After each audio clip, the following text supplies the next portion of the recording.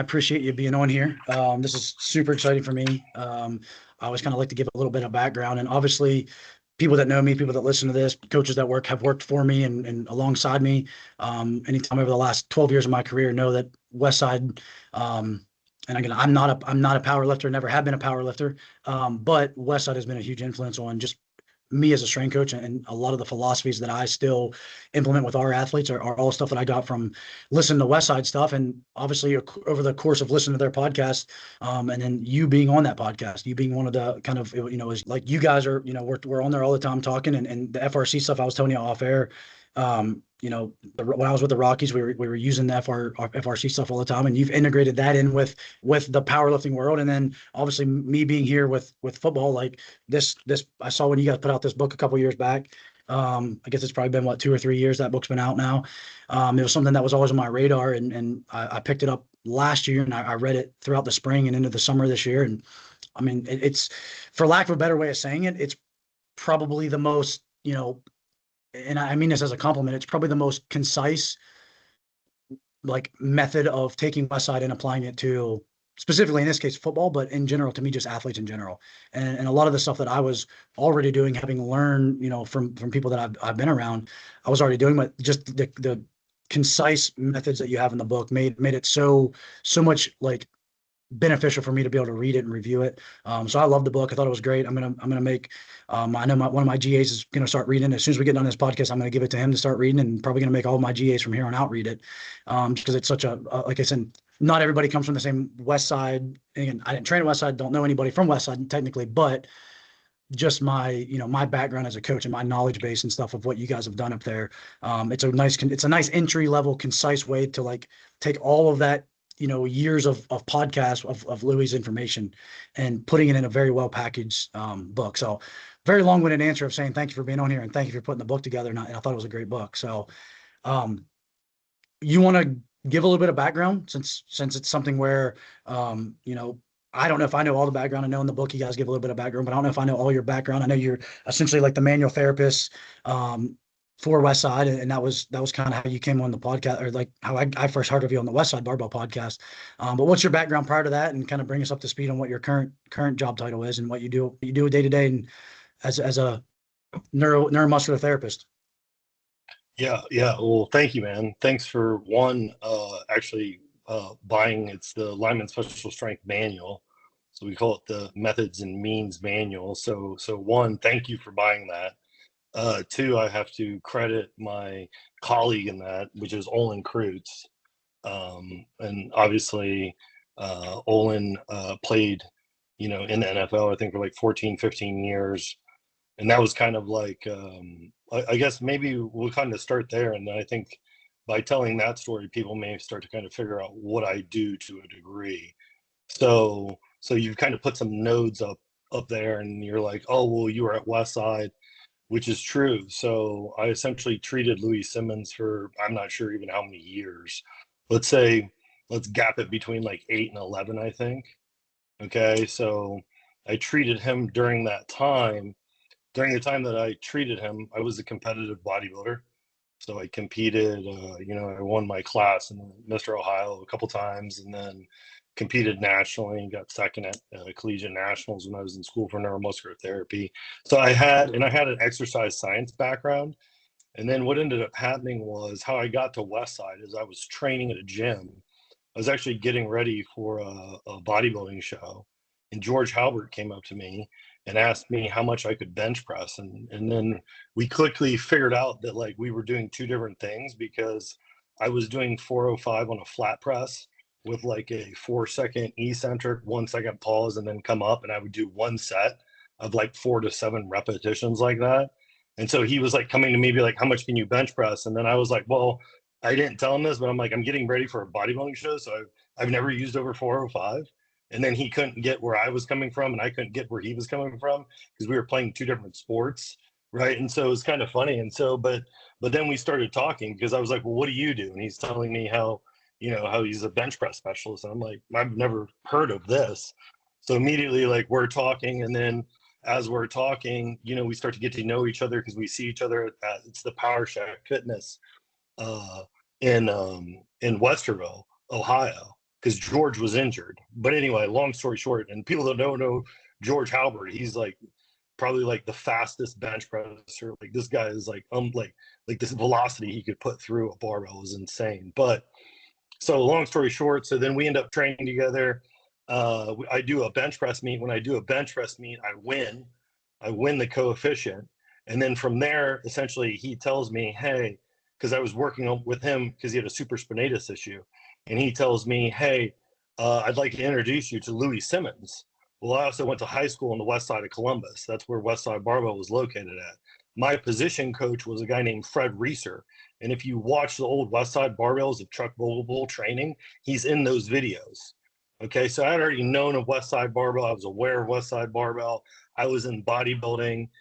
Mike Francois, who's here, trained. Like, I was very aware of Westside Barbell and who Louie Simmons is, even though I was in a different sport of bodybuilding, right? So Louie goes, George has me go down there on a Sunday. So I meet Louie.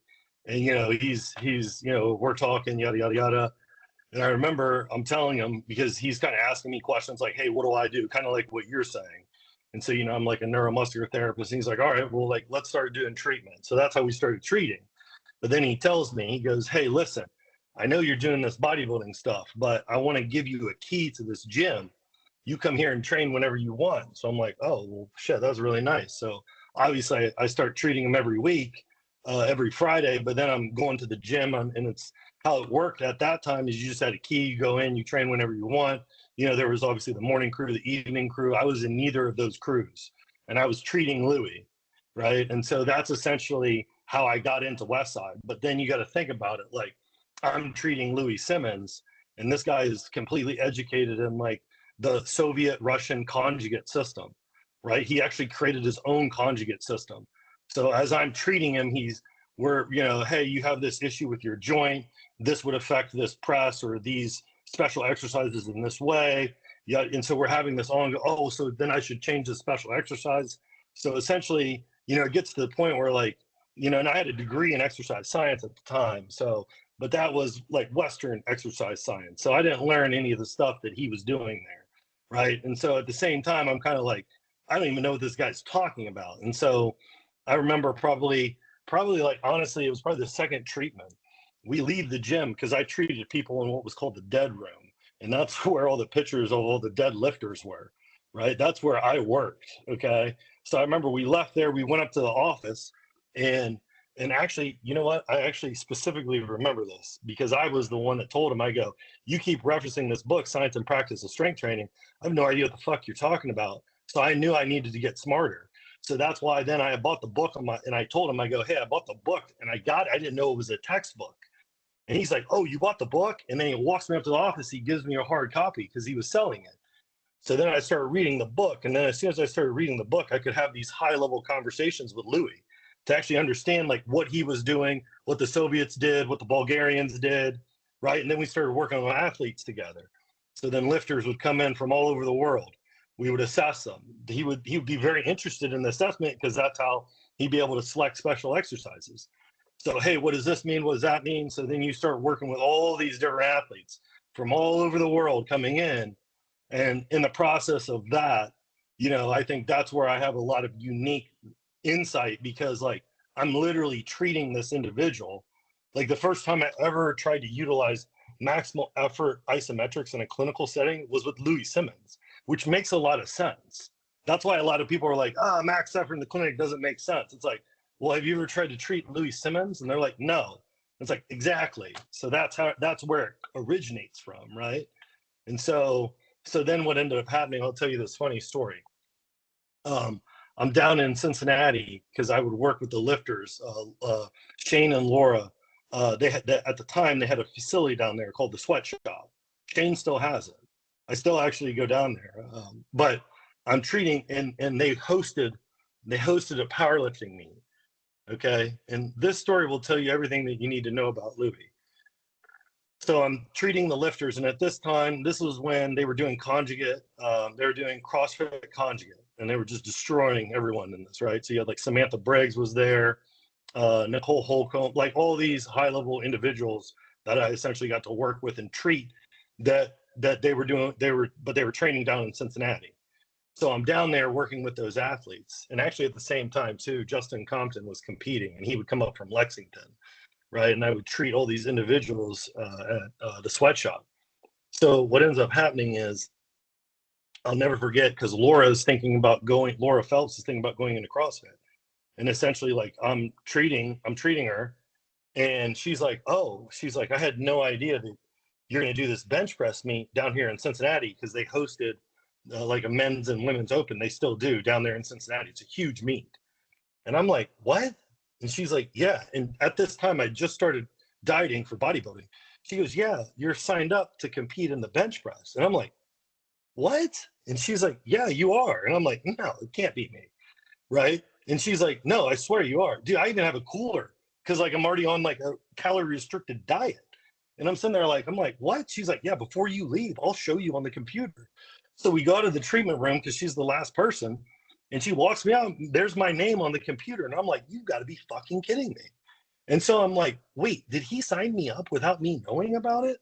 And so I'm like, oh. And she's telling me, she's like, yeah, he signed, like when he signed everybody up, because obviously Lou would pay for all that. He sponsored, the competition costs, that he signed me up for a bench press. Well, this is how well I knew Louie's training schedule, because I would train at Westside at odd times. I remember looking at the clock and I'm like, oh, I bet by the time I'm driving back to Columbus, he's going to be at Westside, right? And so I'm like, and it was on my way home. So I stop at Westside, and as soon as I roll up, I can see his orange Jeep.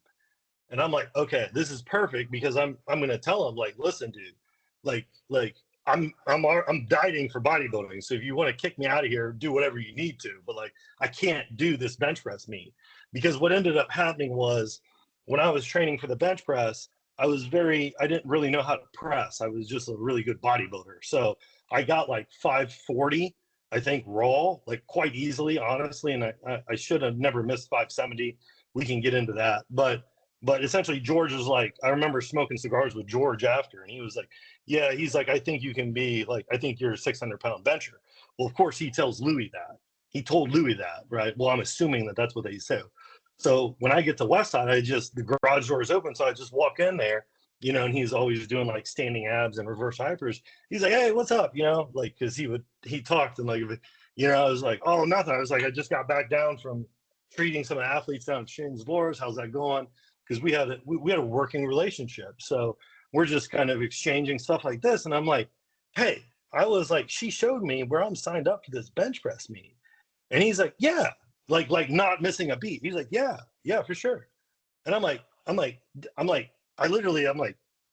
on a like calorie restricted diet. Like I'm competing in like a national level bodybuilding show. And he's like, George told me you're good for 600. He's like, just do it. Just sign up and do it, dude. And that tells you everything that you need to know about Louie, because that was kind of the psychology of it, where it's like, oh, like you probably let me in and let you start treating you just because I had a 600-pound bench press. But then I hung around for all these years and we did all this work together, right? But essentially that's kind of where it started. And then I never ended up competing in a bench press meet or doing any training, just because I was into bodybuilding, and then I stayed in bodybuilding. So yeah, so I don't know if that answers and so let me just say one more thing, because you brought up Lineman special strength. So essentially, like when you think about it, like now I have all this intricate knowledge on how the actual Westside system ran when Louie was running it. Like I was there, because I was essentially, like, if you would call it, the clinical staff. So I'm assessing, so like I'm seeing how all this thing's operating. So immediately I see that you can't do this for a football athlete.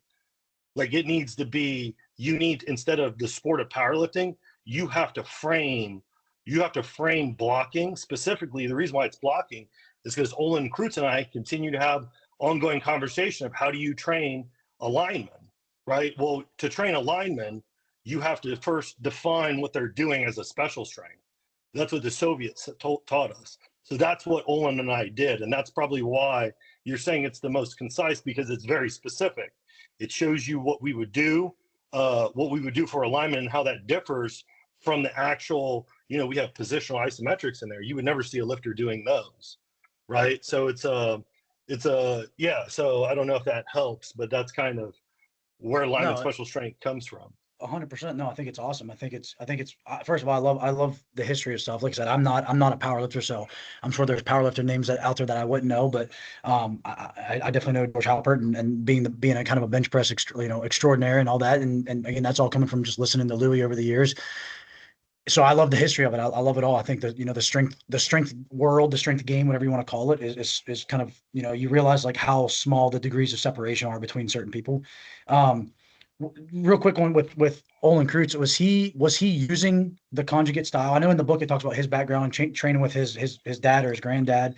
Was it something where he was kind of using that prior to you guys? Like, how did you guys meet, and how did that kind of come to be where you guys were like, hey, like, I know the ins and outs of the conjugate, which I want to come back and ask some questions on that here in a second. And then you got with Olin, and he was like, well, this is kind of how I've been training as a lineman. Were those two things similar already? And then you guys just kind of combined like the far ends of those, or was it he was kind of training separately, and you guys just put the conjugate method together with what he was already doing as treating blocking as a special strength?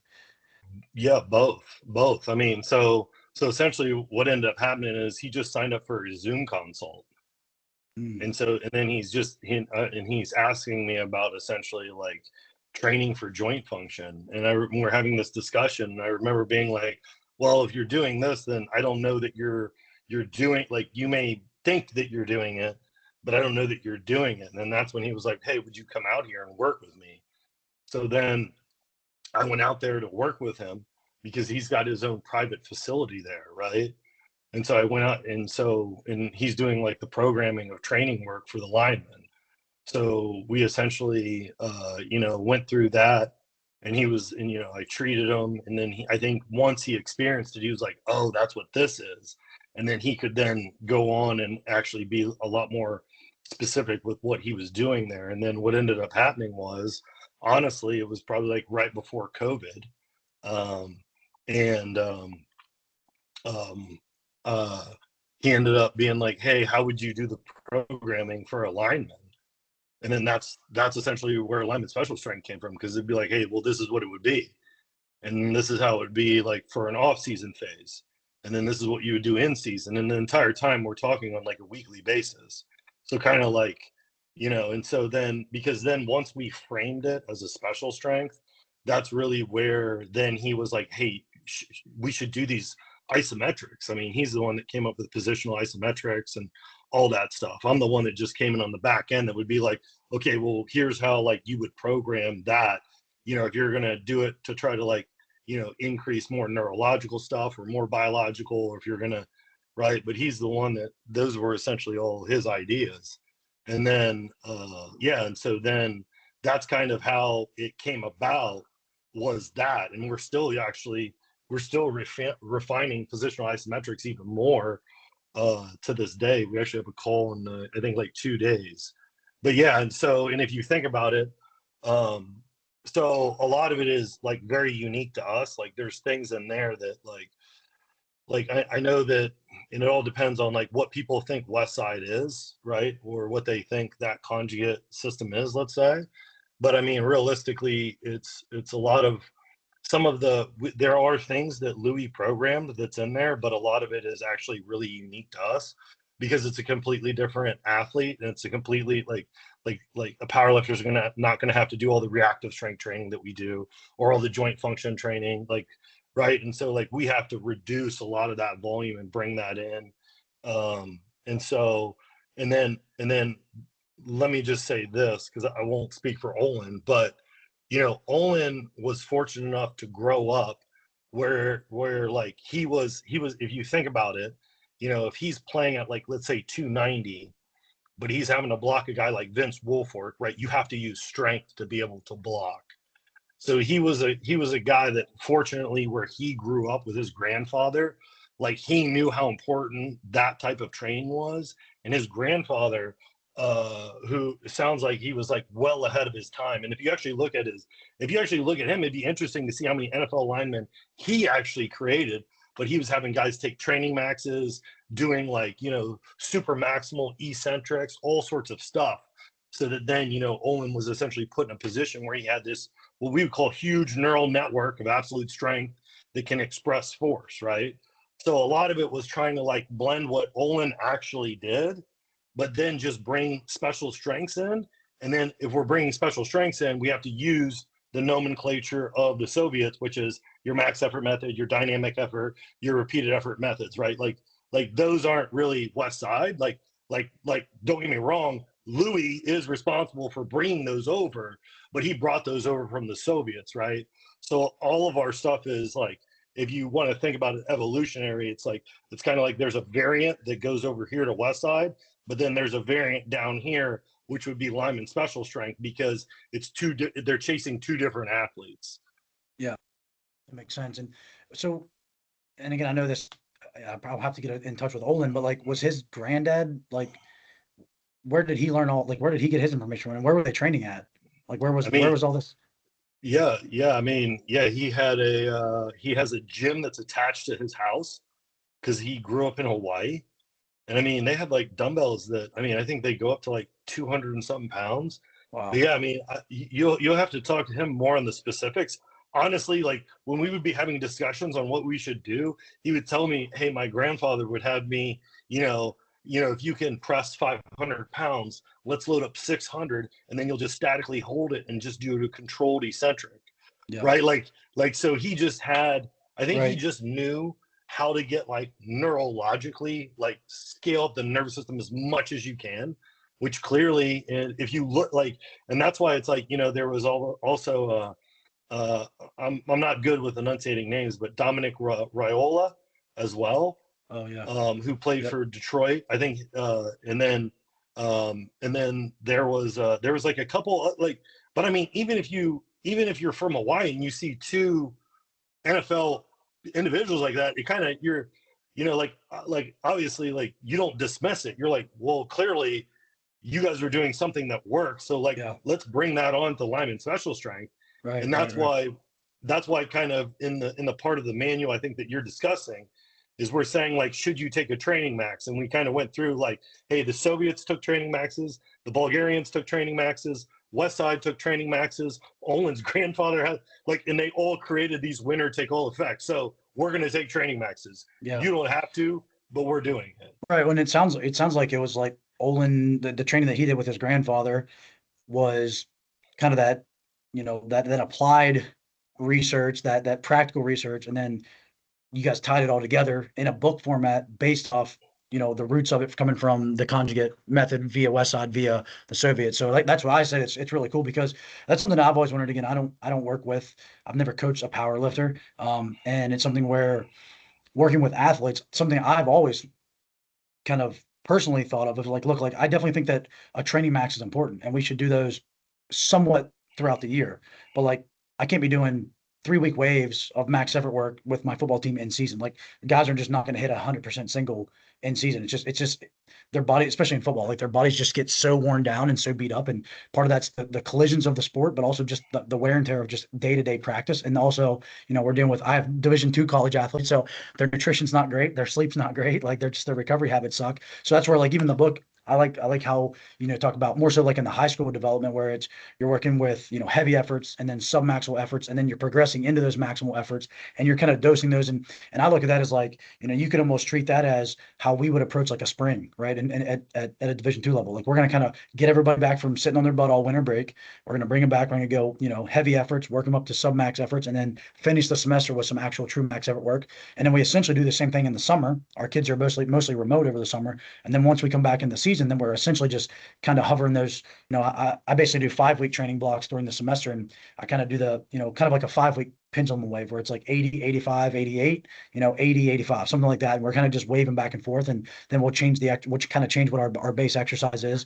And that's just something, again, that I've never read that in a textbook. I've never heard somebody else actually do it exactly like that. That's just like the way that I've felt like has worked out best for athletes. And we do it for other sports too. Like I'll do the same thing for soccer, for football, for basketball, where we kind of just wave loading. And part of that, what I also look at is I look at what's our competition schedule. Like, when do we have a chance to, if we play a team that we should go out there and kick their ass, that might be the week that we work up to a heavy 85, a heavy 88 single, which I know, like, even like if you look at like the Jim Wendler 5-3-1 program, all the weights that you're doing are actually based off of 90% of your personal best. because of the fact that you have that, whatever you call it, allometric loading of just fatigue and wear and tear. So I think of that too, of like 88% single in season is probably actually like a 98% single, out of season in terms of the relative intensity of it. So I love the way that it was laid out in the book, because that's something that, and I want to come back to the definition of a special strength. But I think, the book's about offensive linemen, obviously, but I really think you could take those same processes that you guys have into that same system and really kind of extrapolate that out to any sport, which I might have a couple example questions for you after that of different sports. But can you define, and obviously anybody could go Google this and look it up, but in your words, like, what do you define as a special strength? Like, what did the Russians define it as, or the Soviets? What did Louis define it as? What do you define it as? Just from your perspective, like, what is a special strength? Because like you said, a bench press for an offensive lineman and a bench press for a power lifter are not exactly trying to achieve the same things. Like, yeah, they're both a bench press, but one of them is playing towards trying to have the heaviest bench you could possibly get. One of them is trying to impart the heaviest, block that you can possibly impart on somebody. So how would you define that special strength?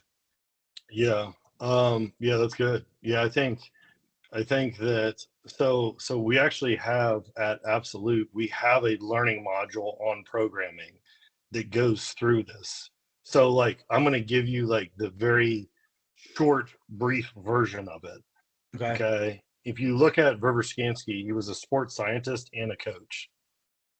Okay. So and like I've extensively studied the Soviets in regards to this. So I actually read Fundamentals of Special Strength by Ververscansky. I've also read The Organization of Programming. Okay, and so let's start this off by maybe doing it this way. So programming, let's say that that's just like organizing treatment and training, and I include treatment in there because I think treatment should reach stimulating like levels. So I think you can acquire things in a clinical setting as well. I know that, but like I don't know that everybody agrees with that based off what we I don't think see. most people, I honestly think most people are under rehabbed, if that's the nicest way to say it. Yeah, it's a lot of passive modality based stuff. But essentially if you and I'll kind of describe like what like we at Absolute say is conjugate. So for me, conjugate doesn't mean like any specific method. It's a programming strategy where you're like, yeah, we're going to do this, we're going to do this, we're going to do this, we're going to do this. And it technically means concurrently, and it means you're conjugating them, and then you just change how you sequence them, which is all programming. That's actually not training. Training is like what you're saying, doing the work. And then within training, there's an intent that you give the lifter. So like at Lineman Special Strength, like we're using a lift to elicit the most like maximal amount of voluntary motor recruitment, not necessarily the bar path, which is the point that you made, right? Like when a lifter is doing it, they could be working on bar path. We are intentionally telling guys, listen, don't worry about the bar path, like lower it and raise it. Like, and we're trying to get an external amount of resistance there that's going to scale up your nervous system, because we're going to take that and we're going to actually move it over to the field and so if you think about it that way, so the strength that they're learning in the bench press, we're going to take it and we're going to go practice with it, but we're going to practice with it isometrically in positions that the lineman has to be in, blocking and passing, right? So to your point, like we're trying to, and the reason why we have to do that is because think about it, like even if it's an overcoming isometric, when two linemen get locked up like this, like if he's only 315, like you're only going to get as much neural activation as 315. That's why we have standards that we're like, you have to get to these standards. And then once you're to those standards, then we know that you can generate it enough to essentially hold or yield, press, or then oscillate and dampen, right? And so hopefully that kind of clears up some of the things, because I think you're 100% right. A lot of people conflate like certain things like programming with training, where we try to differentiate it and be like how we're taking like max effort is different, because think about what we do, right? Like if you think about it, like I'll go through like one day of programming for the lineman. There would be Olin watching film. He would be identifying limiting constraints on the field, because think about it, what he's watching on film, like he's watching whether or not there is force expression to execute a pass or run block. So that is strength. So he's looking to see, like, is the special strength there? Is he limited in a joint? Is he limited in the ability to just generate magnitudes of force? Is he too slow? He's taking all these notes. And then essentially you're going, hey, he doesn't have a big neural net. He's not strong enough. Okay, so we have base joints. So they would go in and they would go, hey, let's do something that's stimulating for the hip joint function, specifically the posterior capsule. Then we're going to move that. We're going to keep the box squat. Why are we going to keep the box squat? Because it's a special exercise that allows you to use more load or external resistance than a regular squat. And we're just using it to get as much external resistance as we can. That's why we get such high compliance with guys meeting those standards. It's the same thing Louie Simmons figured out, just for a different objective, right? And then just like he would try to take that and transition it to the lifter, what we would do right after that is they would go right into positional isometrics. So they would either do their heavy efforts, their submax efforts, or they hit their training max, because we're trying to stimulate that neural network. And what I mean by stimulate it, we're trying to turn all the nodes on it on, and we're trying to create more nodes. And then once they have that, then they go to the position that they're breaking down on. That would be the peak contraction principle. And then we're saying, hey, can you press from that position? Can you hold from that position? Can you oscillate and dampen from that position? And that's why we're using the max effort, right? So our max effort is very specific, whereas Westside would then try to then go figure out, hey, can you take that and can you do a regular squat with it? So then you can see how, like, we practice right before they would do any of their other, what we call biological stuff. So to be even more specific, or to make it easy, what you would see is, if this is the special strength over here, there is a top-down neurological component and a bottom-up biological component, and the two sync up to then give you that. And so in training, we're using Soviet methods and what Olin's grandfather was using as well to scale up the neurology. And then we're using biological-based things for, like, the joint, the connective tissue, the muscle tissue. And then what happens is you run those in conjugation. So all of those are running together. So then they start to collide, which then gives you the output that you want. So that's really, I think that takes programming. What programming is how we sequence that, how that training then all interacts and conjugates, and then gives you cumulative, multifaceted effects instead of singular effects. Yeah. No, that makes a lot of sense. And honestly, like, that's the other thing that I think is I think another benefit of the book is, obviously, it ties in the fact that, and obviously we don't always have this ability at Fairmont, but at being at a D2, but, it ties into the fact that the weight room isn't where strength development stops, and the football field isn't where performance start. Like, you know what I mean? Like, those two things should probably be molded a little bit more, which obviously is a lot more of, like, what the Soviets used to utilize, especially with, like, the track and field athletes. So if you couldn't tell whether it was training or whether it was track practice, right? They were essentially the same things that blended together. And I'll give you a legit scenario that we had. We had a couple years ago when I first got here. We had a guy on the team who, I mean, he was an absolute freak. And he was like he trained in his basement with his dad, and they were big Westside guys. And, I'm using that term loosely. Everybody thinks because they box squat and chain squat and speed bench and stuff like that, they're Westside guys. But he was legit. Like, he was, I think he did a 600-pound double squat here, which was freakish to watch. And he was, I mean, like I said, he was a beast, but he never ever saw the field. And the reason he never saw he was literally the strongest guy on the team by a mile. And the reason he never saw the field was not because he wasn't a hard worker, not because he didn't care, not because he didn't want to be good. It was because he didn't do any of that special practice stuff. Like, he was so focused on, he was a probably had the potential to be a world-class power lifter, but was a terrible offensive lineman / defensive lineman because he just didn't know how to move in space. Like, so he never had gotten that special practice work that you're talking about. He didn't have, like, he was, and football coaches will look at it and say somebody's too stiff. And I don't know, I think I know what they mean by that, but I think what they really mean is that person just isn't very athletic, like, is really what it means. Like, they're like, yeah, they can't, they're too stiff. They can't get down in their stance. They can't bend, or whatever. And it's like, well, they can squat 600 pounds, below parallel. So they can bend, they can definitely bend. But what they can't do is they can't take that ability to produce that force, the neurological side of it, and then apply it in some sort of dynamic real world situation. That's the problem. So that's something, again, that I look at is, like, and we pair a lot of a lot of our squats and stuff that we do, squats and deadlifts, like we're pairing all of that, like we're supersetting that with some sort of plyometric. Like just because of the fact that I think it's, and you guys mentioned plyometrics in the book, and I know Louie was big on it. I know I would always hear him say in the podcast, our power lifters are too lazy to actually do all the box jumping, but they should be jumping, 20 or 30 reps a day or whatever it is. And that's something that we are big on. We definitely do plyometrics every day that the kids are with us. But I think that's where you take that strength development, whether it's a dynamic effort squat or a max effort squat or something close to a max effort squat, and then you take it and you go train the opposite end of that spectrum in a more dynamic way, whether it's a vertical jump, a broad jump, a skater jump, something like that, to where you're taking that force that you've now learned how to you challenge the nervous system to develop, and you're actually applying it in a more dynamic way.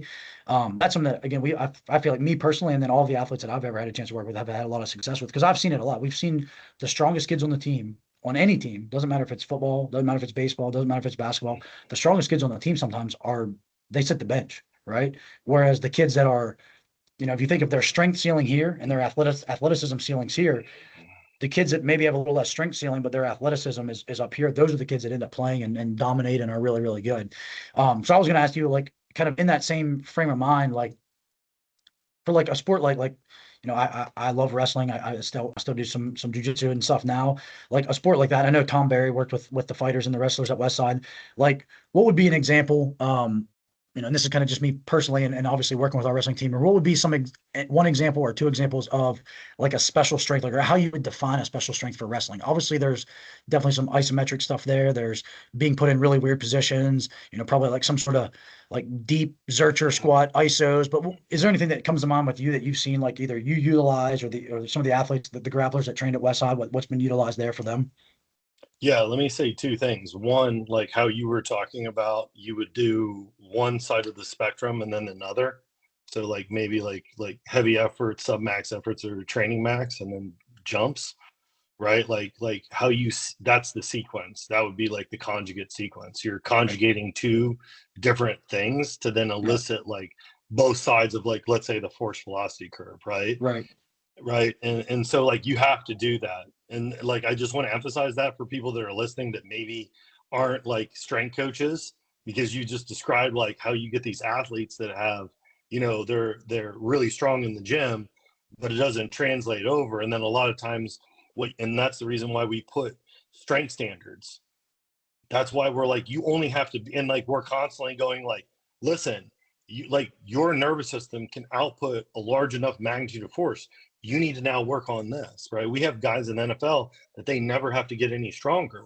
They just have to essentially refine more of their game and figure out, like, do you need more connective tissue here, or right? It's highly specific. Yeah. So to get back to it, one of the individuals that I treat is Dante Leone, who's like a high level grappler.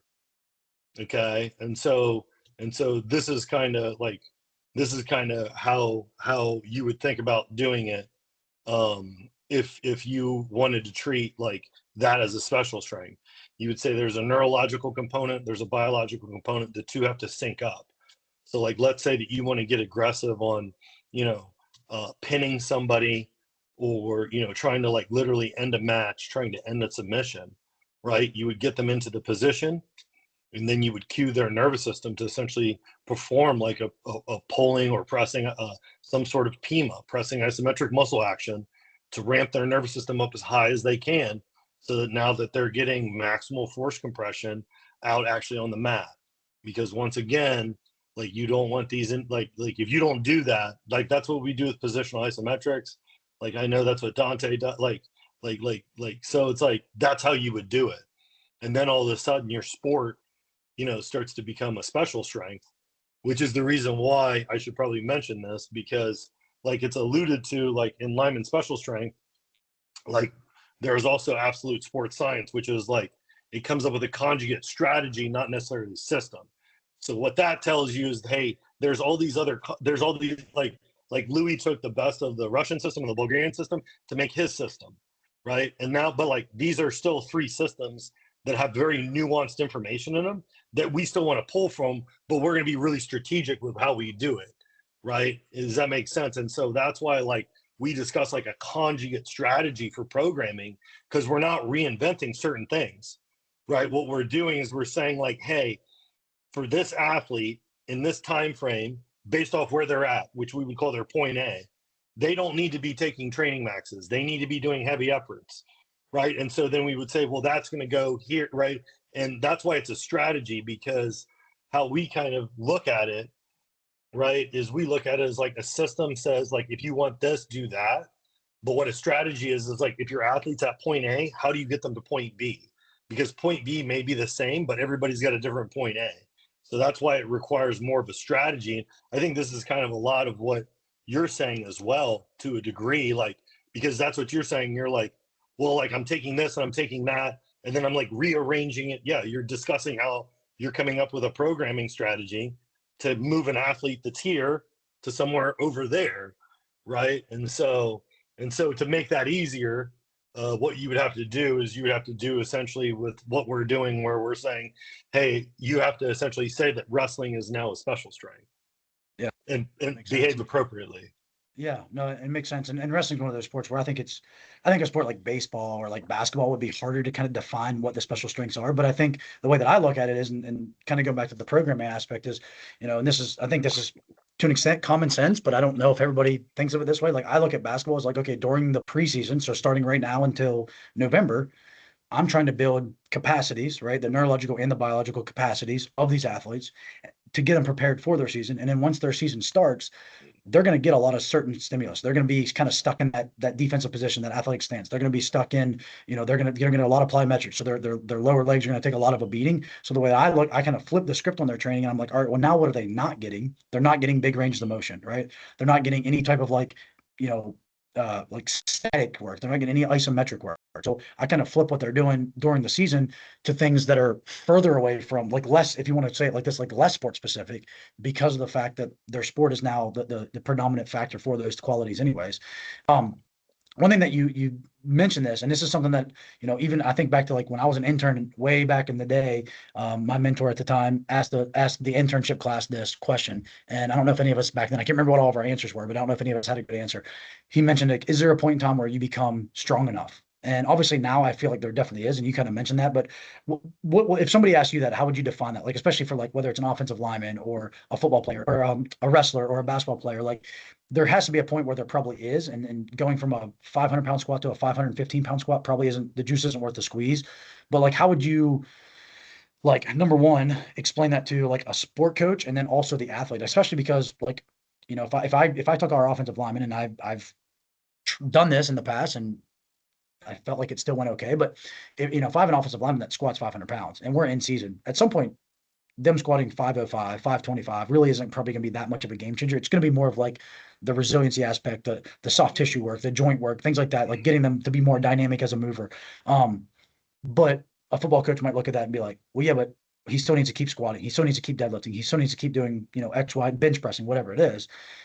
Versus the athlete themselves might also be like, yeah, but I like back squatting. Why do I now why do I have to do now step ups and reverse lunges and stuff that's on one leg, right? So, because I look at that as like, well, that one leg, you're really strong on two legs, but you're actually really weak and really imbalanced on one leg. And we see that all the time. Kids can squat 500 pounds, but the minute we go like a front rack reverse lunge, they can't do more than 135 because all their stabilizers suck and their trunk stability sucks and all that, right? So where do you kind of draw the line in terms of being strong enough, and how do you then, and I'm sure this comes up with working with the baseball programs, which we'll talk about here in a second, like, how do you help those coaches help the sport coaches and help the athletes understand that at some point in time, that extra 10 to 15 pounds on your back squat, if you've met those standards, isn't worth the squeeze, or we need to find other things that you need to probably get better?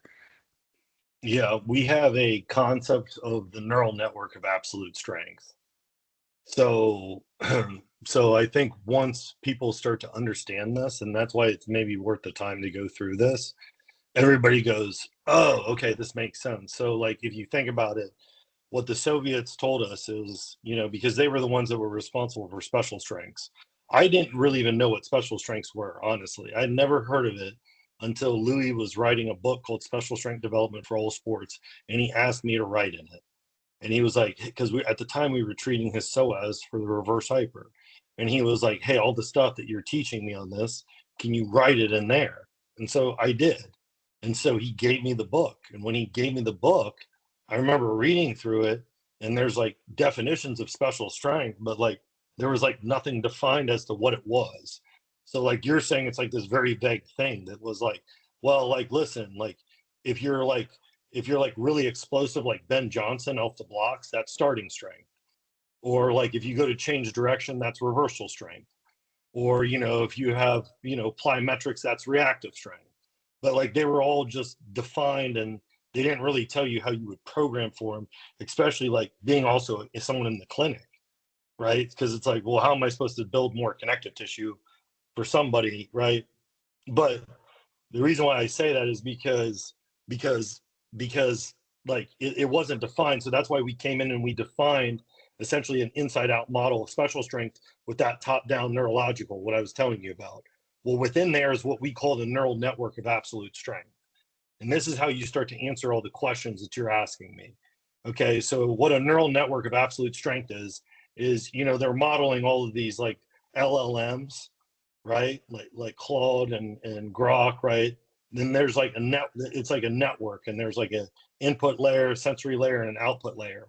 Well, what we did, myself and my colleague, Dr. Chivers, who does like a 30-minute lecture on this in the learning module, he discusses like what the concept of a neural network, how it functions. But realistically, all we need to know is, to keep it simple, is you have this neural network that has like 3 layers, right? A sensory layer, a CNS, and the output layer, which is the muscle. So think about the nervous system uses the muscle to then push out force, right? So then once you start to actually understand that there's a network responsible for developing that, and that all other strength behaviors from the top down aspect permeate through that, then you go, we really have to train for absolute strength. But what that also means is now you can start to infer things. So you can start to say like, hey, we have a lineman here.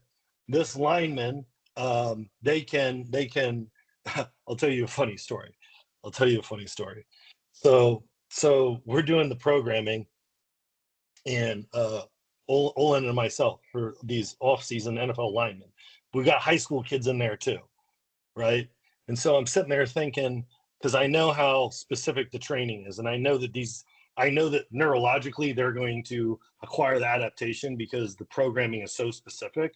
And so I'm worried about the high school kids creating like a neurological, biological asymmetry and getting injured. So I remember exactly where I'm driving to the gym, and I'm thinking like, we have to put constraints on so these kids don't get too strong, which sounds ridiculous, but I mean, this, as you know, this is true.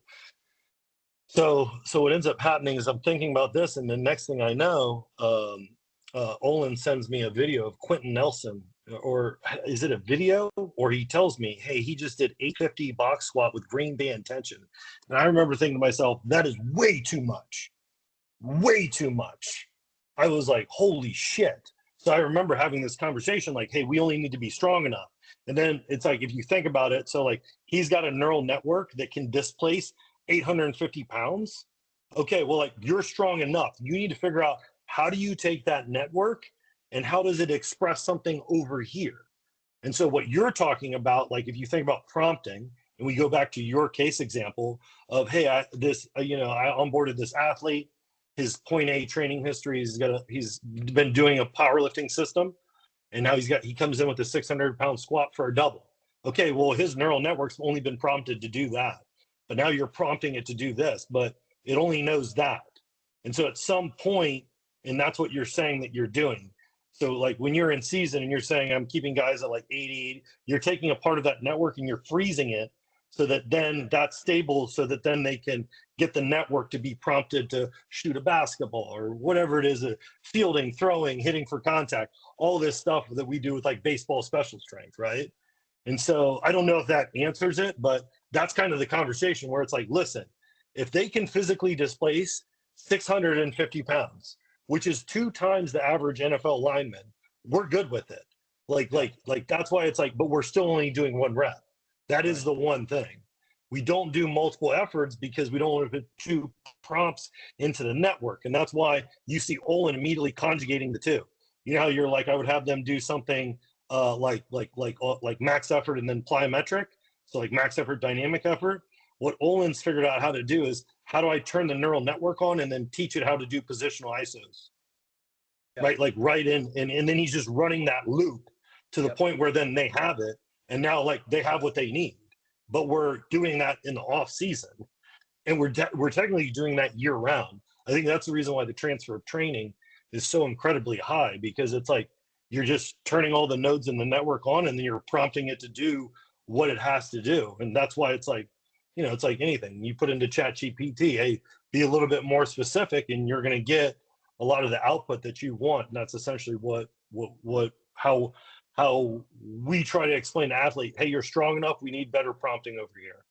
Yeah, no, it definitely makes sense. And again, I think it's, that's where like you get into like the motor learning and the motor control aspect of things. And it's like, yeah, you have the motor control and the neural network to squat 500-600 pounds, but not the motor control to do a single leg, a single leg reverse lunge with 135 on the bar. And we can, and that's something else that I've noticed too, is like, we usually get people really strong first kind of bilaterally. And then once we start doing it unilateral, it's like you've kind of taken, like you said, that neural network, and now you've like almost expanded it because you're coming at it from a whole different standpoint from like the unilateral training aspect, which I'm again, our athletes are doing some sort of unilateral training year round, but I think there's a point in time in their career where you can emphasize that a little bit more. And I think it's, you mentioned about like what Olin says about taking that strength and then that special practice, like that kind of just, it somewhat kind of reminds me of like the French contrast, like the Bondarchuk French contrast stuff, where you're kind of doing like four things back to back, where it's like, here's my heavy strength work, whether it's sub max or maximal. Here's my kind of positional isometric. Here's my my dynamic explosive work. And here's my special practice work. I don't know if that's exactly what, how you guys are thought of it in the book, but when I was reading it through the book, I'm like, that to me like makes a lot of sense, where, as I said before, it'd be really cool to like blend, hey, we're going to do a heavy squat. We're going to do a positional isometric. We're going to do a dynamic, like a box jump or something, right? Or like whatever, a two-step sled push. And then you're going to get with your offensive line coach, and he's going to take you through like an actual blocking drill. Again, I don't know if we'll ever be able to get to that the case, but it is something that's very interesting in my mind to kind of think of it like that, of learning how to actually take that strength and apply it to the actual sport that you're playing. You mentioned, before I go, do you have anything to kind of follow up on that, or is what I'm saying essentially making sense in my mind? Is it making sense to what your kind of thought process as well? Yeah, I've never actually studied the French contrast, so that's interesting. But I think it goes back to, that's just a conjugate strategy, because you're just taking, right. And like, and that's the thing too, that, if you read Tom Malinsky's paper on I think it's called the Russian sequencing system, or the coupled system, like people forget that it's a sequence. Like you're just describing how, right? And so like the only difference is, for lineman special strength, is like Olin, when he watches film, is looking at it as a strength. And then he's saying like, hey, like they need more ankle joint. They need more, right? Like, and then that's why, and then if you look at it, then we're just sequencing. Okay, so you're telling me he doesn't have an ankle, so put the ankle in before he's gonna hit the box squat. Yeah. And then maybe then right after, he's doing ankle work and positional isos. And then we're trying to, you know what I mean? Like, that's why it's a strategy, because it makes sense. We're just like, yeah, it's the same way that, like, if Louie or a powerlifting coach is watching somebody miss a bench press, and they're like, hey, you need to get your upper back stronger, you need to get your tricep stronger. Like, now that's where, and you mentioned that in the book, like now it's where we're gonna do a bunch of extra tricep, whether that's from a repeated effort or that's from our actual max effort isometrics. Like, essentially looking at sports in that same way of everything you do in your sport. Even I think of like, you watch some of these angles that these guys that they put their ankles in, like these guys that are dribbling to the basket or guarding somebody dribbling to the basket. And like, we had this discussion last year with the basketball coach, and he's not here anymore, so I'm not afraid to kind of put this on the air. But we had these guys, like, I'm a big sumo deadlift fan. Now, we got 6'10" guys. They don't deadlift from the floor. Like, they're deadlifting off of 3 DC blocks. Like, it's essentially a rack pull. But for those guys, it's a good range of motion sumo deadlift, and that's kind of one of our main lower body strength exercises. And we had 3 guys in about a 2-week span last season have like back tightness. They woke up, back was tight. One guy pulled his shirt off and his back tightened up on him. And this was like 3 to 4 days after they deadlifted. And I'm like, he's coming to me. He's like, are we deadlifting these guys? I'm like, yeah, coach, we've always deadlifted. Like, it is what it is. I think we did like a heavy triple at 80% or something like that. I was like, nothing out of the ordinary. And I was like, coach, if they would have hurt their back, that'd have been like, and you as a clinician, you might agree or disagree with me, but I was like, coach, if they would have hurt their back deadlifting on Friday, they wouldn't have had a back injury on Monday morning. Like, that would not have been when their back would have tightened up. They would have felt it either Friday as soon as it happened, or Saturday, Sunday, and not been able to practice and play. Well, Then you come to find out, we do a evaluation on a couple of these guys. One of the guys has had a broken ankle 2 or 3 times. The other guy tweaked his ankle like 2 days before he hurt his back. And then the other guy's just a big 6'10", just big dude that, just was a freak thing. But he's coming to me talking about, we need to stop deadlifting. I'm like, coach, I don't like that's the position that they're in is like that's a positional, like that's essentially to me, like that's a special practice exercise for being in their defensive position. Again, I'm not a big sports specific type training person, but I look at a sumo deadlift for a basketball player, and I'm like, that's an exercise that just makes a lot of sense to me. Very rarely are they in a squatting stance, right? They're usually in a wider stance, playing defense, changing direction. Well, then, I start looking up research, and I'm like, I'm finding that, hey, when you go up to grab an offensive rebound or a defensive rebound, whatever, and you land on one leg, the amount of stress on your spine and your hip and your lower body is like 5 to 7 times body weight. These guys are in here deadlifting 2 times body weight. I'm like, so I look at that, I'm like, there's no way that deadlift is more dangerous than playing the game of basketball. And I printed all that information out. I gave it to our basketball coach. I don't think he ever actually read it. But because it was one of those things where once the guys were fine, once they each missed like a day or two of practice, once they were fine, he forgot about it. But I want to kind of tie into that too, because you mentioned Dr. Chivers as well, with FRS and all that. So when you're looking at like, and this is a loaded question, but when you're looking at building, like, I'm going to use the word resiliency, robustness, right? Because I don't necessarily believe in injury prevention. But that might just be, I might just be saying that because I'm a strength coach and people still get injured even if they are strong. But when you're looking at building resiliency or robustness, like where does, and you kind of alluded to this earlier too, where does the joint function, where does the soft tissue work? What do you have a pecking order in terms of like, hey, we need to get you strong first, and then because I'm a big believer in like, and we definitely don't always abide by this, is like I don't love adding strength to dysfunction, but I also don't always have the ability to work on somebody's hips as much as what somebody like you would, or I don't have the experience and the professional knowledge to do something like that. So sometimes I'm like, all right, I don't like adding strength to dysfunction, but we're probably not going to make this kid more functional in an immediate span of time. I can probably make them stronger in an immediate span. So is it a bad perspective? You kind of look at that from kind of like a pecking order of, hey, function first, strength is second. What does that look like? I guess let me just stop myself there and ask you that. Yeah, I think what that looks like from a programming standpoint is we're going to train for joint function, reactive strength, absolute strength, and speed strength all within 1 week. Okay. And so what that would mean is we would be able to, we kind of have like nomenclature so that we can talk programming where, like, how you were saying that, hey, this guy is strong enough. So we would say that they're at neurological point B. Okay. And so what we're going to do is if they're at neurological point B, then we're going to retain that neurology. So then they would be hitting a training max to retain that. And so they're not trying to hit anything new, but we're just going to hold it in place, because now that we have that top down, bottom up model, now we're holding the neurology in place because we have to. We can't deload it, because then that'd be linear based periodization and not conjugate. So now we're keeping it up and running. But then what we're doing is we're directing it into, what'd you say? He needs a hip. Okay, he needs more connective tissue. You see what I'm saying? And then, because that's how we're going to get more reactive strength. That's how we're going to get more joint function, right? And so that's kind of how we would do it, right? And what that looks like, because the volume within the program neurologically is so specific, at least in the weight room, right? Because we just want to make sure that they have, that we just want to make sure they're at neurological point B, so that when they go to the basketball court or wherever their level of competition is, neurologically, they can keep up with the level of competition. Meanwhile, we're strategically like, okay, well, what are we doing with the tissue? What are we doing with the joint? Right? That's kind of how the strategy, that is how the strategy works. And that's why it's different for everybody. Because you may got a guy that's got a limiting constraint that's an ankle. This guy may have a hip. This guy may have a back, right? So, but they all may be doing the same thing, like you're saying. They may, and honestly, that's how conjugate came about. Like if you read about it, right? Like it was essentially like they were all doing group training.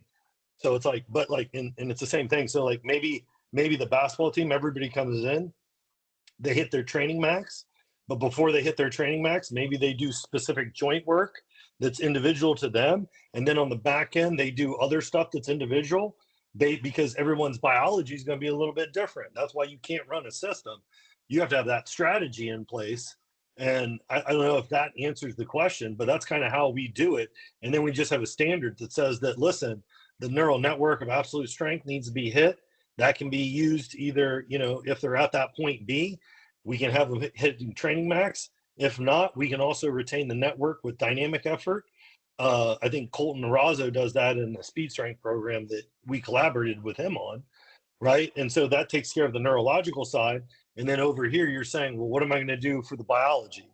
Right now, it does get very nuanced because essentially, like, we have a new mental model that we've adopted. Like you talk about lineman special strength, how there's a top down, bottom up. Well, like, we use that same mental model for reactive strength. And that's where kind of all the injuries are. So, like, you're discussing tightness. Tightness would fall into, like, hey, this guy may have a reactive strength deficit. We don't know, but we're going to flag him and we're going to look into this, right? And so long story short, like that neural network, we would retain it, but then maybe we're telling, hey, can you dampen connective tissue? So can you dampen oscillatory resistance? And can we start to now build in like the reactive behavior of damping, which is essentially like, if you look at a pendulum, like, do you guys have reverse hypers there by chance? Or if not, you've seen it. Yeah, we do. Okay. So the reverse hyper is doing this. So then when you catch the pendulum, you're damping it, and that damping starts to build in, but the nervous system is saying, like, catch and dampen. When it dampens, it's building in all these stress stiffening behaviors into the tissues. Well, that's high level reactive strength. So, like, we're for sure, right? And think about it, you're already at neurological point B. Like, think about these basketball players, if they're taking one max, it's not like, if they're 150 pounds, it's like, if you let's say that they're 180 pounds, like, that's 360 on a trap bar deadlift. Like, you don't even have to warm up for that if you didn't want to, right? And then you could start to build other things, but it all depends. Yeah. But we're essentially, every week, we're doing something to make sure that that neural network is turning all the nodes on. Whether or not we're trying to add any more nodes is another question. Yeah, no, that makes sense. And I definitely want to follow up with a baseball question and what you kind of, when you're helping with the coaches there. But that reminds me too, and going back to the kind of the FRC, FRS philosophy. I guess the system is FRS, right? FRC is just part of that. We implement, not for every team, and I know we probably should. And I'm okay admitting that we don't for every team, knowing that we should, but we implement, like, it at a baseline when they're with us, some sort of hip car, shoulder car, some sort of spinal mobility drill, essentially every day that they step foot in the weight room. Some of the kids, we would provide stuff when they're not in front of us, that they can be doing in their dorm and things like that. I know that's something that's big in that system, is creating, kind of that law of irradiation, where you're creating tension throughout the entire body to try to, like you said, try to get as much, like, even if it's it's a shoulder car, you're trying to create that neural network so that you're building that joint capacity. Am I correct in saying that that's kind of like one of the underlying philosophies? Yeah, the shoulder joint car is not going to build the network, but you'll use the network to irradiate. Okay. So what builds the network would be, that's where the pails and rails and things like that would be coming in, correct? No, it would be external resistance only. Oh, so that's where the bench press and the pull-ups and the rows, like, that's what you're saying, Yeah. from a strength development standpoint. Yeah. Okay. So, yeah, because what it would be max effort and dynamic. Because think about it, that's what Zatskiorski said, that the nervous system only cares about load, which technically means external resistance. And so I'll be like a little bit more specific. So when you have like the neural network that we're discussing is like a motor neuron. So you have the motor neuron and then all the muscle fibers that it attaches to. So think about it, if a lineman just had that network and they just practiced with it and hit guys that were like 300 pounds, it would not scale up to have more nodes to displace 300 pounds. That's why we're saying, hey, you better bring a box squat of 650 to that. Because then we know, hey, the network, which is in the nervous system, can express a magnitude of force. So he should be able to displace that person. Is he not? And if he's not, we'll start to try to figure out why. But we're thinking it's not neurological in regards to he's got to get stronger. He's strong enough. He's just not specific enough, let's say. Yeah, no, that makes sense. So then let's kind of go into the FRS stuff a little bit. So first of all, how did you come across, where did you get your, like, I assume you have your master's degree and neuromuscular therapy, or is it like a clinical thing that you had, like residency or something that you had to do? Like, how did that process go about? Yeah, I went to school at Otterbein for the for exercise science and a minor in coaching, and then I ended up doing my internship at Ohio State Football Performance. Okay. When I got onto Ohio State Football Performance, they told me that they were like, "Hey, if you want to be a strength coach, you got to get a master's degree." I didn't really want to get a master's degree, and so when I went back to my guidance counselor, she told me, "Hey, you should go to the American Institute of Alternative Medicine and get your degree in neuromuscular therapy." So then I got my degree in neuromuscular therapy. So that's kind of how that came about, Right. and so then to kind of like maybe continue, so then what ended up happening was, I had worked with Charles Poliquin in the past. I had worked with Louie Simmons, obviously, and both of those guys were like, "Hey, you should take ART." So I took ART. I left. I left with a very good understanding of how to palpate tissue, locate tissue, make tissue short, make tissue long, but nobody really answered the question on like, "Hey, am I done with treatment or not?" So then that's why I continued to take continuing education. That's what led me to then FRC and Dr. Spina. So then I took one course there and I was like, okay, this makes sense. I can immediately start to implement this. But then I knew that I needed the FR side. That's when I then took FR with Dr. Chivers. And then once I saw that, I was like, okay, well, like this is probably what I should have been taught when I was in school, because now I got a closed feedback loop. Now I actually know what I'm doing in here. Yeah. And so that's kind of how, that's kind of the short timeline of how, obviously this is over years and like thousands of dollars that I figured out what I don't need to know, and then Right. figure out what I did need to know. Yeah, So no, for sure.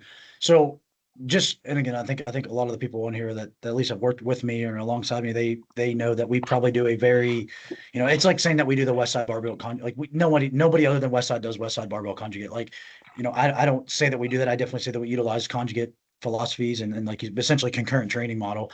But we, like I said, we do some FRC stuff. We do mostly cars and we do some pails and rails and obviously some positional isometric. But can you kind of just as quickly as you would like to, just kind of explain maybe how you implement that into, and you can use a football player, for example, you can use the grappler that you work with. Can you explain like how you implement the maybe the FR functional that's functional release, right? Like the soft tissue release work, how you implement that, how you then progress them into doing their FRC, their pails and rails, like just kind of maybe like a quick like snapshot of what that looks like from like a clinical standpoint. yeah, from a clinical standpoint, it would be like a CARS analysis or like a local functional range assessment where you're assessing capsular space, um, just to see whether or not like there's access to joint space. And then if there's not access to joint space and you want to create more, I would use like a PALS, right? Like to expand it, which stands for progressive angular isometric loading. The main thing that I use more than anything is going to be CARS, which is controlled articular rotations. Those are taught, that's what's really taught, I think, day one at FRC is just how do you do CARS for every joint in your body. That's the main thing that I personally use, is CARS. You can analyze them. You can see where somebody can move, where somebody can't move, how they're compensating for that lack of motion. So it really tells you. I mean, that's kind of like the gold standard of what I use, even for treatment. Like I'll only like I obviously specifically assess it as well. But if I have one or the other, I kind of technically know. So it's just more redundancy and information. And honestly, like I do the table assessment more for the person to explain to them like what's currently going on. So that's kind of how I utilize, so I utilize it for not more technically like mobility. I utilize it or program it for joint function. I'm starting to see like, is the joint functional? Is it not functional? If it's functional, we can, like that's why like for your demographic, it will be different. Like you're probably not onboarding tons of kids that have joint dysfunction, right? So it's like, hey, do cars, right? And you can get away by cleaning up their cars, because like you're not gonna have a kid that comes in and says, "Hey, I got early onset osteoarthritis in my hip." right? Like that's generally that's Yeah. not till Yeah. they're But I mean, like we definitely out don't of have college. those. I would say that our biggest issue isn't that the kids have like an actual clinical diagnosis of joint restrictions. I would say that our kids are just, and I'm going to use this term probably incorrectly and overgeneralize, but they're just tight because their training age is so low. Like they're just, you know what I mean? Like they lack motor control because their training age is low, and they're tight because, as most kids are nowadays, they're super sedentary. So like they're just, they probably don't, a lot of these kids don't have, they're required, like, if I watch a kid squat, most people would look at it and be like, oh, well, they need to improve their ankle range of motion, which is partly true, right? Their calves or Achilles are tight, ankle range of motion sucks. But I look at them like, yeah, they also have no thoracic spine mobility. A lot of times they have no shoulder external rotation, so they can't even hold a bar on their back correctly. And then you get into like, and it looks like they'll be like, well, I have a pinching in my hip. And I'm like, well, yeah, you have a pinching in your hip because that's where the only place that you actually have any mobility probably left in. It's everything else up and down the chain sucks. And again, that's coming from somebody that has never worked in a clinical setting. That's just like 12 years of being a strength coach and watching kids. Because like, if I have them do a unilateral squat, if I have them do like a Bulgarian split squat, they can go through a full range of motion. I'm like, well, if your hip's not pinching on that, then it's probably not the hip. It's probably the bar. It's probably your thoracic spine, and it's probably your ankle. And then if we elevate the ankles, then it's like, well, now I don't have that hip pinching anymore. I'm like, yeah, because it probably wasn't actually the hip. Now, again, I don't know if that's completely true. You may disagree with that, but it's something where like I see it as like usually it's probably not where the pain sometimes is. It's usually somewhere up or down the chain. But that's where I think. I mean, we like I mentioned basketball. Like our basketball guys, when they're usually doing one of their earlier like complexes in their lift, like they're doing some sort of ankle range of motion work. They're doing some sort of hip mobility work. They're doing some sort of thoracic or lumbar spine work because those are the things that wear and tear from the sport. Being a college kid, being a kid that a human being that sits around 8+ hours out of the day, and also being 7 foot tall and sitting around 8 hours a day is even crazier. And then the kids just don't stretch on their own. They're not as their GPP is way lower than what it is, what it should be. So I look at all that and it's like you said, it's a very low hanging fruit. Like the cars and stuff are to me are very low hanging fruits. Um, do you have anything to like? Would you agree or disagree with that? Like where kids feel the pain and where they feel tightness sometimes isn't exactly where the issue under. And again, that's not to say that some of these kids don't have tight hips and hip flexors and weak hamstrings and lacking internal rotation, but I feel like I've also found that it's not exactly the issue where you feel it at. Could that be a true statement for part of the time at least? Yeah, I mean, I think, yeah, I mean, it's hard to know without like the assessments and stuff like that, obviously. But like, yeah, I mean, if you think about it, one of the things that we look at is like you're discussing their starting point, like their point A, when you get them and you're responsible for programming them. And if you see that there's no controlled articular rotations in there, like obviously they're not going to know how to do that. So that's why I'm saying like even just getting them on board to do that is technically at a stimulating intensity for joint function. And like them just doing that over the course of a season, right? Like they should just make huge progress into that.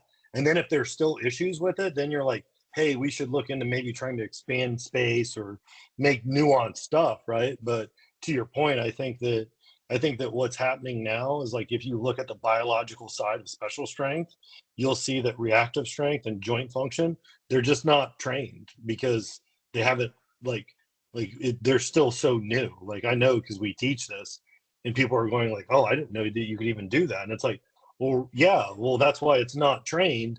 But then that's also why like the dosages of it from a programming standpoint can be so minimal that if these kids don't have any anatomical issues with their joints, just doing their cars and integrating that in with their like the rest of their other training is going to make huge impact on them.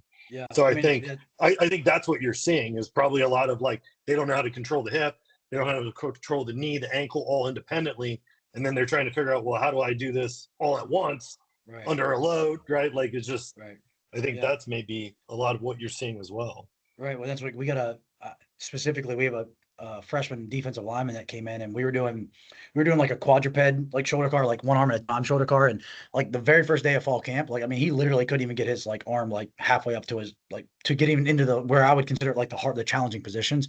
And I was kind of like picking on him and making fun of him for it. And because he's a big bench presser. And I was like, your bench is good, but your shoulders suck. Like I was kind of, talking shit to him. And literally Mhm. within like the first week of fall camp, like it was like that. And it's like one of those where like he probably doesn't have any joint restrictions. It's just he's never actually been trained and coached to get into those positions. So it's like his body's going to respond to that same way he's going to gain, a person that's never done any strength training before, they're going to gain 50 pounds in their squat or bench press within like 3 months. This kid's probably going to gain some extra mobility in his 100%. shoulder because of the fact that he's just 100%. never done it before. Um, Going back to the baseball aspect, and I know you said you before you and I think it's okay to say this before we did this call, you were talking about you had just worked with the Pirates a little bit, and as I told you, I know Coach Cook and one of the AAA guy, Coach Herrera. When you're working with professional sports teams, whether it's baseball, NFL, what is like the biggest takeaway that what do the coaches tell you usually is like their biggest takeaway from like an FRS like clinic or FRC clinic with you guys?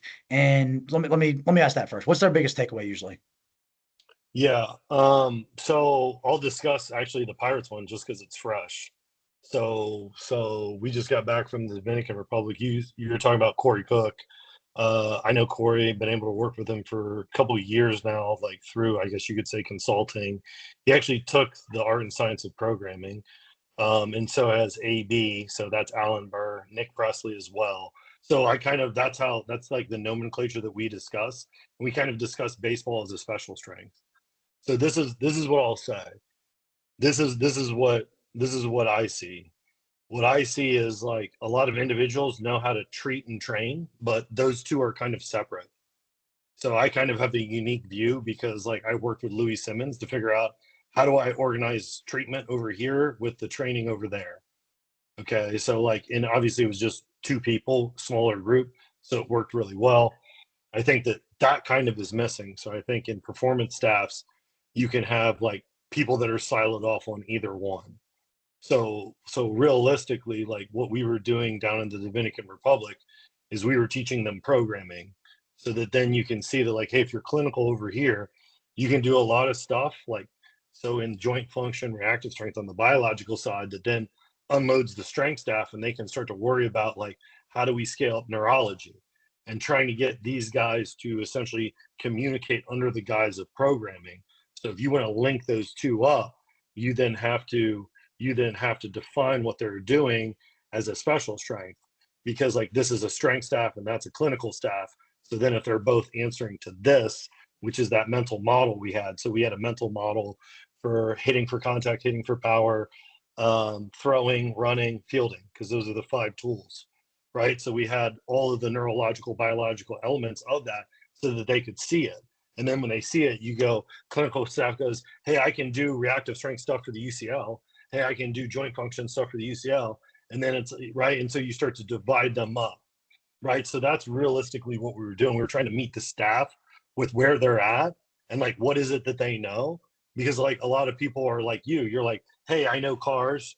I know some like max effort stuff. Okay, well, perfect. Like, how do you conjugate that for your specific aim is like how you come up with your strategy. But what we would say is you got to bring the clinical staff along with you, right? You should be talking to clinical staff and maybe you're trying to get clinical staff to go, hey, listen, there's a lot of Achilles. Like we want to try to build bottom up connective tissue in the Achilles. Would you be able to maybe think about putting some of these when so-and-so comes to get his ankle tape? Can you have them execute these types of tissue specific isometrics for the Achilles, right? That's kind of what we're trying to do. We're trying to bring everybody together, but under the lens of programming, which is like neutral, where it's like, we're not teaching you how to train. We're not teaching you how to treat. Like when we were in the Pirates facility, like I'm operating on the assumption that you guys already know that, which most everybody does. It's how you organize and sequence that and kind of get everybody organized. That's really that's the big fish. So Honestly, yeah, that sounds awesome because I do think that's probably, and even though like we share a wall here at Fairmont, like our training room and our weight room, like we're literally a doorway apart from each other, and it's something that like we do a pretty good job of communicating for the most part. But the problem is like, are we actually always, is there ever times where we're overlapping on what we're doing, and is also are we ever actually we don't really have that overarching kind of, like you said, that overarching goal in mind. And we're all approaching that same goal from our own perspectives, but never under the same lens, like you mentioned. And I think that's really cool. And I think that's something that I think our situation at Fairmont's not unique, and it's probably even better than some Division I and some professional sports programs out there, where the training staff and the PT staff are just kind of doing their thing, and then the strength coaches. And a lot of times, and I'll kind of brag on strength coaches. A lot of times, strength coaches are the ones reaching out to people like yourself to come in and Of do the course, clinics, whereas of like the course, training staff and the clinical staff are not doing that. you're Um, not wrong. so it's one of those things where getting everybody on board and hitting kind of, hitting all the same towards the same goal, right? And I think it's really cool. You mentioned the five special strengths of baseball. That's a really cool way of thinking about it as well. And I work, like I told you before we started, I worked in pro baseball, so it makes a lot of sense to me to think about the game of baseball like that, essentially hitting, running, throwing, hitting for power, hitting for contact, and hitting or running, throwing, and fielding. Um, I don't want to take too much of your time. I want to ask you like maybe one or two other quick questions here of just maybe some things that I think are legit, and I know they're legit, but in terms of like how much has the pendulum swung towards them is, I guess, would be my question. Like, what do you got on like I believe in the fascial lines and like all that stuff. Everything's connected and all that. Like, if you get an injury on your right shoulder, is it possibly because something's wrong with your left hip and all that stuff? I think there's some truth to it. And just your clinical experience, your personal experience, seeing guys get beat up at Westside, and things like that. How much is like the fascial? Because again, that's something you mentioned about not learning stuff in school. Like, I don't know if they ever. I think they maybe said the word fascia when I get all through 7 years of college. They maybe said the word fascia one or two times the entire time, and they basically just acted like it was something you cut through just to get to the actual muscle. Right? It wasn't like it was. It was an actual living, breathing, functional part of the entire body. What's your thoughts on like the fascial lines, like the Anatomy Trains book and things like that, in terms of how the body operates? And I'm sure I'm sure you've probably went through the same process that I'm kind of like going through with this. But what's your thoughts on that? Yeah, I mean, obviously, fascia goes under connective tissue, right? Like, so, and that's something that like I assess and treat, right? On a in the clinic, and I do think it's treatable. I do think it's trainable, right? I agree with what you're saying, in regards that there's not a lot of education on it. In the internal strength model that we have at FRS, we take an entire half day to go through connective tissue, how you treat it, how you train it, how you assess it, right? Like, and so, but yeah, I mean, with that being said, when you go to places like, you have a lot of clinical staff that's the first time they've heard about it. I never got taught it.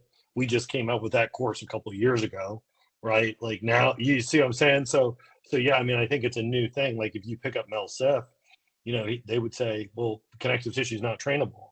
So like, this is a very new paradigm where it is trainable. That's one of the things that absolute, like, that's why we have so much education on reactive strength. Because if you look at all the injuries through a special strength lens, you see that it's bottom up connective tissue that's blowing up. And then that's how you go, hey, we got to allocate a ton of programming here. So clinical staff, you got to get on board. You got to help us out. You got to get these static efforts in, right? And stuff like that. So in regards to like the Tom Myers Anatomy Trains fascial lines, phenomenal work for the time, not accurate in my opinion. But that's my opinion. I could be completely wrong. Like, I've never been able to palpate a line, or like I generally, of course, there's like connective tissue moving in that, but I don't know that I would see it as a line. I don't, you know what I mean? But like I said, like, they did Rolfing, I do neuromuscular therapy, so it's like it's also two different lenses, right? But yeah, I think it's a great concept. Yeah, no, I mean that makes sense. And that's the thing is like I think the truth is like, I mean, you get like the kind of and I'm gonna just call it what I feel like it is, like the stupid like functional patterns people out there that are doing all this, stuff where they're never really loading anything, nothing's ever really getting stronger, but they're saying, yeah, but we're working the fascial lines and all that. And I'm like, yeah, I don't know if I agree with that end of the spectrum, but I also don't agree with the end of the spectrum where you have to assume that fascia does nothing. Like, the truth is obviously somewhere in between, obviously. Yeah. What about like compensation patterns? Like, is there definitely some truth to compensation patterns though, where like an athlete, they sprain their ankle when they're 12 on their right leg, and now they're having, left hamstring issues when they're 18 years old. Like, how much of that is something that you are seeing, and it is like a treatable, like real issue? Yeah, we call that neurological shielding. So what we would say is Okay. like, hey, there's a bottom up reactive strength injury, so there's not enough connective tissue. So that neural network would say, hey, let's output tightness into the area. And then it's like and then over time they just continue to compensate for that. Yeah, I mean, yeah, that exists for sure. For sure. Yeah, I mean, that's what I see all the time. You can assess for it. You see it all the time, right? Okay. All right, I got a couple like rapid fire questions. I don't know if you took a peek at those whenever I sent it over to you, the notes over to you or not. But what's the biggest lesson? And you could answer this a couple different ways, I guess. But what's the biggest lesson that you learned either from Louie or just being at Westside, and specifically that like you would have never have learned if you didn't actually get to work there in person. Like you couldn't read it from a book, you couldn't listen from a podcast. Like just the biggest lesson that you took from Louie slash Westside while you were there. Yeah, it will be Louis specifically. He told me a story. I won't get into the specifics, but he told me, I remember he was like, that athlete didn't learn from me, but I learned from them. And so essentially it was kind of like the master mindset where it's like, listen, like people may not be receptive or meet you where you're at, but you need to learn from them. So like that was the thing, is just always learn from people, like always be open-minded to that, because that's how he was. And it obviously worked for him, right? Yeah, I mean, I think that's a very profound, like it's simple, but it's very profound. It's one of those, yeah, that's awesome. Um, that kind of like ties into the next thing, and maybe this would be the same advice, I guess, but what would you give advice to like whether it's young like clinicians or young strength coaches, what would be your biggest piece of advice to them? My biggest piece of advice to them right now, functioning, is two things. One, learn about what reactive strength is, and two, learn how to program. I feel like if you can do those two things, that you're going to find a job very easy, because those are the two things that people don't know how to do, but those are also the two main limiting constraints that continue to come up. Yeah. I definitely would agree with that. And that's something I struggled with as a young coach for sure. And especially because my first experience was like at a D1 football program. Then I started working at a private gym working with like 12-year-old kids that were super unathletic. And I was trying to just copy and paste the D1 football program for these kids. And like they were not prepared for that at all. So I had to learn very quickly how to adjust that. All right, this one's like kind of a unique one, but I've been asking it the last couple of podcasts. What would be your we're in the world of NIL deals, right? Name, image, likeness deals, and contracts, and all this stuff in the college world now. What would be your dream NIL deal? My dream NIL deal, like, are you talking about with what type of like Yeah, like if company, a or? yeah, like if a company or a product or something was basically going to be you were going to be like their poster child. They were going to give you Uh, free gear, free food, free whatever it was. Honestly, this is gonna sound weird, but I would pick like a hotel chain, just because like we have to travel Travel so so much. much Yeah, that like it would be like very nice to be like consistently in the same type of hotel to a large degree, and then you can bring your wife and your kid and stuff with you. So it yeah. would probably be that. No, I mean honestly, it makes sense. It's like one of those things where most 18-year-olds would worry about like having a Nike shoe deal or something. But I don't know how old you are, but most like middle-aged men that have a wife and kid would want to be able to travel with their wife and kid wherever they go for their job. So I Yeah. can definitely relate to that. I think that's cool. What about what most excites you about just your profession right now, what you do, what kind of makes you like wake up every day excited to learn new stuff, to experience, to educate other people? What's the most exciting thing about your job? Yeah, I mean, I think it's just the people that you meet. Like we were just in the Dominican Republic working with Ariel and like Orlando and the Pirates. And while we were down there, met a sports scientist, right? And we're having a discussion on the mental model of baseball as a special strength, and we're like building things live. And so I think it's that. It's people starting to kind of like, we're meeting like essentially someone in research development, and then we're having like a programming discussion, and then he's like refining certain things for us, and then right, like it's kind of that. That's what makes it fun, because you can kind of see, I think Major League Baseball is like far advanced, but you can see where the future is going. Yeah. Yeah. It feels like baseball's went from kind of being like like I told you, I worked for the Yankees, and right at that beginning of when I was working for the Yankees, this would have been like 2017 or so. It almost seemed like baseball was behind the curve in the strength and conditioning world. And now it seems like they're kind of like they're at like the cutting edge of it. Like they've kind of like jumped out in front of football, jumped out in front of basketball. Like they're kind of on the cutting edge, which is pretty cool. I mean, 30 minutes up the road from where I'm at right now, WVU baseball has literally one of the best performance baseball performance facilities in the countries. They got force plates on the mound, force plates at the plate. Like they're doing stuff up there that's ahead of its time, especially in a town, a college town. You know what I mean? It doesn't even make sense why it's there. But I have one other question to ask you off air. It's just about taking a visit to Westside, so I want to maybe ask some logistics on that. But I really do appreciate your time. What's the best way for people? I have your Instagram. I was gonna put that in the notes, but what's the best way for people to kind of learn more from you? I know you mentioned you guys do some educational stuff. Are you working at a facility as well? You mentioned the name of a facility a couple of times. Are you there as well? Yeah, so I work out of my home office here Okay. in Western Ohio. So I have a private practice where I do neuromuscular therapy, and then I do like programming. But yeah, so we have a Substack called Absolute Sports Science, Absolute Sports Science. and, Okay. and that kind of goes over the programming aspect of things from like a conjugate strategy, and then we have Lineman Special Strength. And then I also teach the internal strength model at FRS. So Dr. Spina and Dr. Chivers and myself, we essentially created that course. And that's kind of the niche that I stay in, is in, programming with absolute, lineman special strength, very specifically with the lineman and Olin. And then obviously the ISM. And then on top of that, now we're kind of rolling with baseball as a special strength because, that's what seems to be quite popular. No, that's awesome. I'm definitely gonna put that in notes and check it out. Like I said, I've been vaguely familiar with kind of a lot of the stuff that you've been involved with just because of hearing you on the podcast, for years. And it's something that, I really appreciate you getting on here and taking your time out of your schedule and being able to allow me to ask some really good questions. I feel like we got a lot of good information covered in this. So once Yeah. again, I really appreciate your time and I really enjoyed talking to you and connecting with you. Yeah, for sure. Listen, man, I really appreciate you taking the time and having me on. All right. Let me stop the recording. Then I got another question, but appreciate you. Thank you. Yeah. Yeah, no worries, man. I gotta let this person in.